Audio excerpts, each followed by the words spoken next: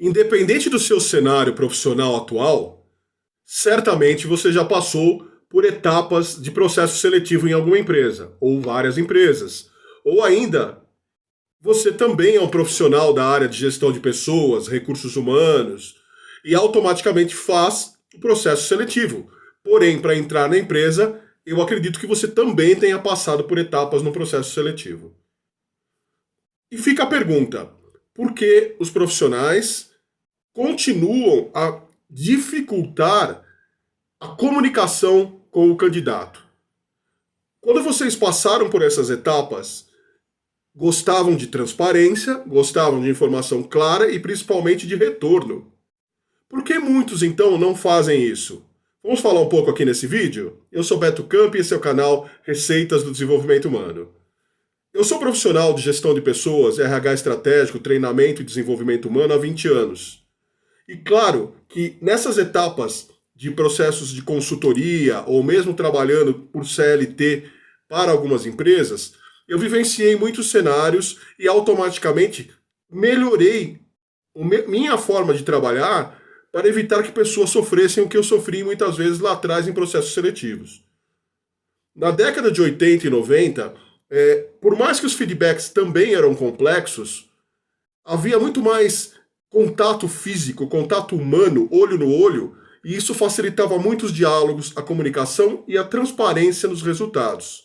Hoje, com a possibilidade da tecnologia que deveria ajudar, muitas pessoas, muitas empresas, muito RH se esconde atrás das informações do e-mail para não responder ou dar respostas prontas que são injustificáveis, por exemplo, para muitos candidatos.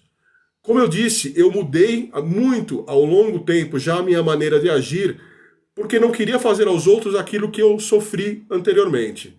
E consegui ter muitos resultados com isso. Recebia feedback positivo dos candidatos, falando que nunca tinham passado por processos seletivos dessa forma, que gostaram da maneira que eu os tratei, que foi muito claro, muito transparente. E a minha resposta para eles nem sempre era uma resposta positiva. Nem sempre eu dava um retorno falando: olha, você foi aprovado, parabéns, seja bem-vindo à equipe. Às vezes era para avisar, às vezes não, perdão, muitas vezes era para avisar que o candidato havia sido reprovado. Seja por e-mail ou por telefone, ou hoje com o WhatsApp, que muitas empresas utilizam também, procure ser correto. A justificativa que eu escuto dos colegas: ah, nós não temos tempo, são muitas atividades, tem muita tarefa, não dá tempo de responder um a um. Se você está com muita tarefa, pede um estagiário, pede um jovem aprendiz, pede um assistente, um auxiliar, para que possa lhe dar respaldo e você dá o retorno às pessoas.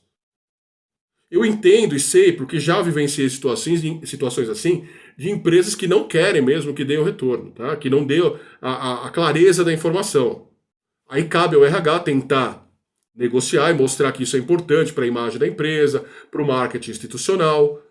Se não for possível, é uma situação realmente que fica difícil de agir de outra maneira. Porém, na maioria das vezes, o RH tem essa autonomia de retorno ou não. Isso para a empresa é irrelevante, mas o RH não faz. E não faz por quê? É preguiça? Dificuldade? Não quer fazer? O que envolve isso? Convido vocês a essa reflexão, porque os candidatos sofrem com isso. Então coloque-se na posição do candidato, tenha empatia para poder entender que muitos às vezes não estão desempregados há muito tempo. Tem pessoas que saem de um extremo para ir para outro para tentar o trabalho na sua empresa. Tem pessoas que ficam felizes, comemoram muito pelo convite para participar do processo seletivo, e aí você não dá retorno. Você coloca a vaga na internet, não dá retorno. Eu vou falar para vocês aqui 5 dos erros mais comuns que os candidatos a vagas de empregos não aguentam mais. Estão insatisfeitos. E nós, como eu disse, nós todos, eu tive essa evolução, melhorei e entendo que faço parte do time, independente do time de profissionais de RH estratégico e de gestão de pessoas, hoje terem essa divisão de pessoas que fazem esse caminho correto, talvez até melhor do que eu faço, e aqueles que não fazem. E as críticas são grandes. Se você conversa com as pessoas, com empresas, pessoas que às vezes mandam um currículo, né, para ajudar a melhorar o currículo de trabalho, para montar um currículo com uma imagem mais atrativa, falam constantemente. Então as coisas continuam acontecendo. Né? Continuam acontecendo. E isso é incorreto. Quando eu entrevisto, quando alguém me contrata como consultoria de recrutamento e seleção, eu vejo esse feedback. Eu falo por esse retorno. As pessoas, muito obrigado, você foi muito legal, você foi muito transparente. Eu vou melhorar isso, eu vou procurar evoluir. Sabe? E você apontar, explica para a pessoa. Então vamos começar com o primeiro erro, que é muito comum, que é a falta de feedback, a falta de retorno. Você colocou uma vaga na internet, você chamou o candidato para ir na sua empresa, independente de você aprová-lo ou não, dê o feedback. Dê o feedback. Se você não quis, ou por algum outro motivo não pôde dar uma resposta na hora, dá um feedback para o candidato. E aí eu vou falar do tipo de feedback também nos próximos erros, para a gente entrar nesse detalhe. Mas dê o retorno. Dê o retorno. Se você prefere fazer por e-mail, por WhatsApp, fazer em lote, ok. Mas procure ser mais objetivo. As pessoas percebem a falta de transparência.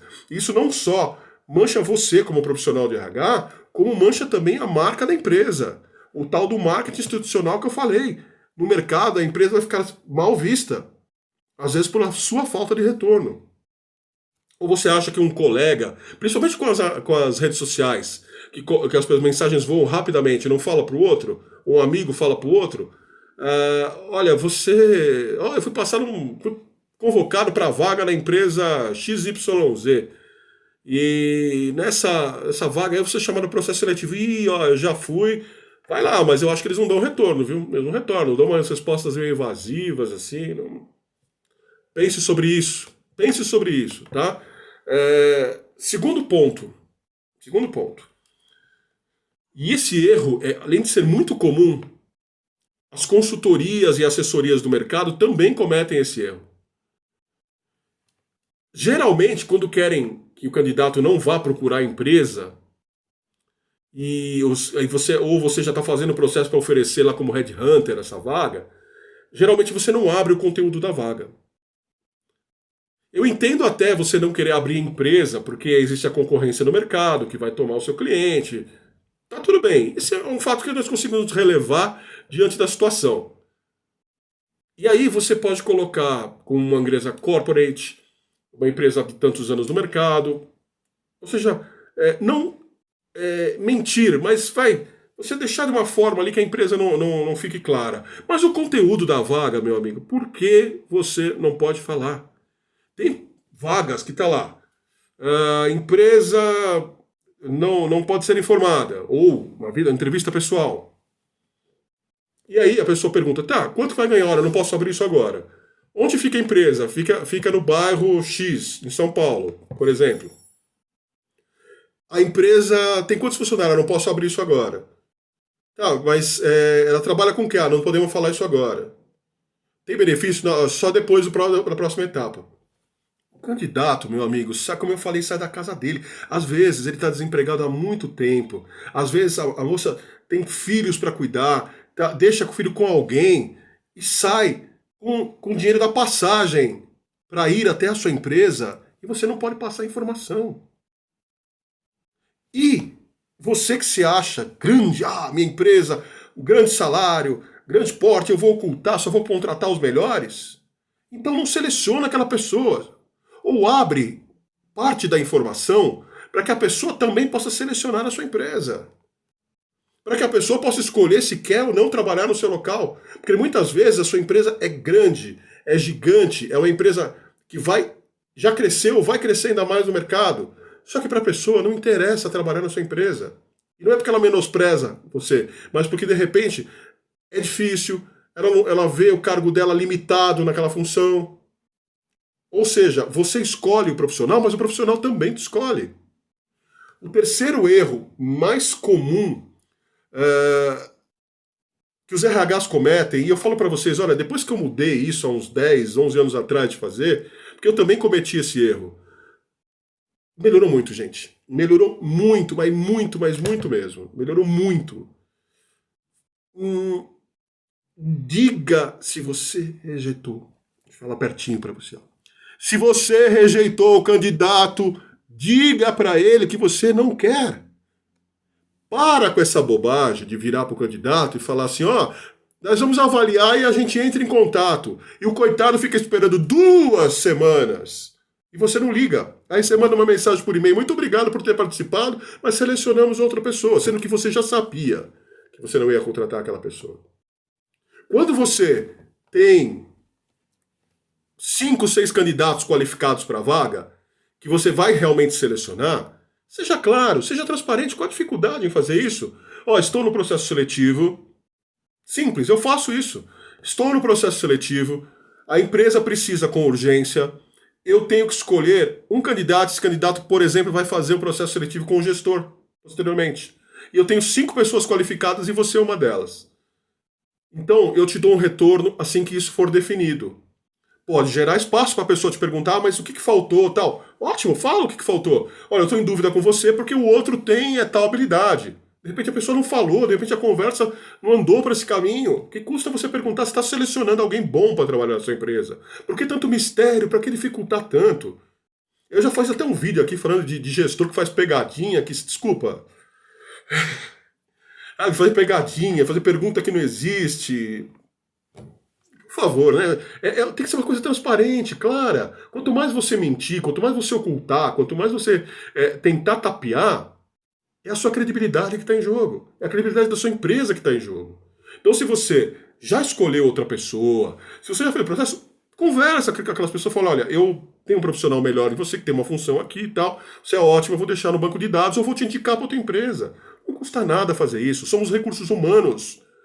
Departamento de recursos humanos, somos facilitadores. Qual o seu problema de repente indicar um profissional para uma outra empresa que está precisando? Ah, mas eu vou melhorar o meu concorrente. Se você faz o serviço direito, se a sua empresa funciona, meu amigo, você não tem que ter medo de porcaria nenhuma, né? Outro ponto, que eu consigo entender parcialmente, mas não gosto. 300 etapas do processo seletivo.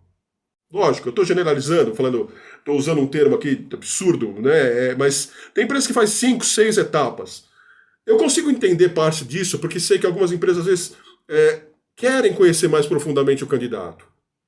Querem com mais afinco, mais conteúdo nas informações, fazerem testes, etc., para ver se realmente é a pessoa. E tá tudo bem. Ok. Mas isso não é garantia de nada. O candidato pode ir bem em 2 dias, depois ir mal, só que não significa que ele não seria um bom funcionário para você. Como ele pode realmente mostrar uma faceta que você descobre que ele não serve, como pelo contrário, ele pode se mostrar muito bem e depois começar a trabalhar ser o pior funcionário do mundo e não servir. Se você pretende fazer várias etapas, então comunique o candidato e tenta fazer num dia, convoque, em vez de você convocar 5, 6 pessoas, chama uma. Fala, vem cá, eu gostei do seu perfil, quero falar com você. Pô, você foi bem nessa etapa, é isso aqui. E já avisa a pessoa que você vai culpar o dia todo dela. Porque é muito comum também os profissionais de RH te levarem para uma empresa, falar, olha, você vem aqui fazer uma entrevista, aí você marca a entrevista às 8, o entrevistador chega às 10h30 da manhã. Aí às 10h30 ele vai fazer as coisas dele, 11 horas ele te atende, aí ele gostou de você, ele fala, ó, fica aqui que eu quero fazer um teste com você. E aí você fica lá praticamente o dia todo na empresa. Galera, vamos pensar, vamos se colocar no lugar das pessoas, vamos humanizar o RH. Nós temos que pensar nas pessoas sim. Não é só facilitar o nosso trabalho e deixar de entender por que as pessoas existem ali. Então procure fazer menos etapas, ou faça etapas de 2, 3 dias, explique isso para a pessoa, porque ainda também o fator do dinheiro. Tem muita gente que não tem dinheiro para ficar indo e voltando no tempo que você quer e quando você quer. Eu lembro de uma empresa ao qual eu trabalhei um período que fazia entrevistas de noite. Ele marcava as entrevistas depois das 6 horas, ou seja, ele fazia todo o trabalho dele e marcava as entrevistas 6, 6h30. Aí você saía 8, 9 horas da noite da empresa conversando. E foram 4 etapas. Eu vinha trabalhar com esse profissional, mas olha que caminho incorreto que ele fazia. Então entenda tudo isso para poder saber como deve ser a humanização e a questão de gestão de pessoas. Nós não podemos simplesmente largar, tá? Simplesmente largar. E o quinto erro também, muito comum, que aí tem a ver com o que eu falei para vocês lá atrás do feedback, é não dizer o motivo. Não dizer o motivo pela reprovação. Por isso que eu falei de pega um assistente, um estagiário, alguém para dar esses retornos de uma forma um pouco mais personalizada. Desculpem. Construa um e-mail padrão, tudo bem se você vai dar resposta por e-mail. WhatsApp padrão, ok. Mas especifique, já que você não foi transparente na entrevista, que como eu disse ali atrás, você pode ser, você pode chegar para o candidato e falar: olha, muito obrigado, a sua disponibilidade de tempo, eu precisava entrevistar você e conhecer, mas você não tem essa aptidão. É, algumas coisas que você citou aqui para mim foram complicadas e saem fora do que culturalmente o que a empresa quer. Eu falo isso para os candidatos, com muita educação, com muito carinho, com muito respeito. Já ouvi de pessoas, pô, dá uma chance e tal. Eu falo, desculpa, eu não tenho como te dar uma chance, mas a oportunidade que eu tenho para te falar, o que eu posso fazer por você, te dar uma oportunidade de você corrigir esse erro. Porque esse erro foi relevante para nós e pode ser em outras empresas. Então, utilize isso de uma maneira inadequada. Lógico, depois da decisão está tomada, tudo. Agradeço. Falo que eu vou deixar o currículo para outras profissionais que podem não levar aquilo em consideração e faço isso. Passo para outros colegas de RH, divulgo, porque não tem por que ficar travando o negócio. Se a minha empresa não serve hoje, não vai servir amanhã. Vocês já devem ter recebido esse tipo de retorno de empresas que mandam até lá no e-mail: olha, guardaremos, o seu perfil não serve por falta de aderência à cultura organizacional. Por exemplo, que esse tipo de resposta também é comum. Mas tá, vamos guardar o seu currículo e futuramente teremos. Se você não serve pra porra da cultura organizacional agora, você vai servir depois. Então, vamos ser mais claro, vamos especificar. Mande lá, olha, o seu contexto profissional é muito importante, mas você faltou ter um MBA que outro funcionário tem, isso vem condizente à vaga, vem condizente. E esse erro, gente, ele tem muito a ver também com essa frescurite de ficar guardando as informações da vaga. Porque aí a pessoa, às vezes, tem aptidão. Só que ela leu lá, o que você está dizendo na vaga? Ah, eu preciso do número 1 ao número 10. A pessoa, pô, que legal, eu tenho do 1 ao 10, né? Aí vai, faz tudo, fala o processo seletivo, vai ser reprovado. Porque eles tinham o número 11, só que eles não abriram. Fala, você precisa do número 11. Às vezes a pessoa tem, só que ela não comentou com você porque não foi pauta da conversa, de repente, não houve motivos, ou a pessoa entendeu que não fosse necessário. Aliás, esse é outro ponto também, né? Dei um exemplo hipotético aqui, citando o número 1 ao 10, mas isso é muito comum. Precisa-se de um profissional para a área de vendas que já tenha carteira de clientes e trabalhado empresas da indústria farmacêutica, um exemplo. E o cara tem tudo isso. Aí ele vai para a entrevista e é reprovado. E a resposta que vem: muito obrigado, mas seu perfil nesse momento não será utilizado. Você tem tudo que precisa para o perfil? Então fala, olha, você tem tudo que precisa, mas um candidato tinha um cliente específico que a gente queria, a gente acabou contratando ele. Simples. Com educação, com respeito, você pode levar essa comunicação aos candidatos e as pessoas vão poder ter respeito também pela sua empresa e se interessar a voltar a trabalhar com vocês. Porque você tem um RH claro, transparente e a sua gestão dá autonomia para o RH ser dessa forma. Um beijo no coração de vocês. Se gostaram do vídeo, inscreva-se no canal. Forte abraço!